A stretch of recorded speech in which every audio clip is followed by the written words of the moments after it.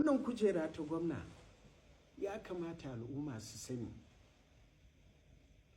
kana fa ba a san mu da cin amana ba, sabon abu ne. Allah ne ya bani amana, mutumin shine sila, so ake silar da Allah ya nufa na zama shi zan shigan ciwo mutunci har a ce wai ya kira ni sau 30 da kaza ban dauka ba. Shin aina suka samu wannan?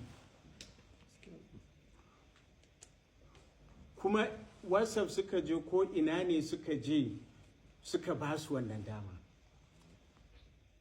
Ai kaga labarin da nake samu kulonin a kai, a ɗauko wani abu a ɗauko a hada. Kuma ni in banda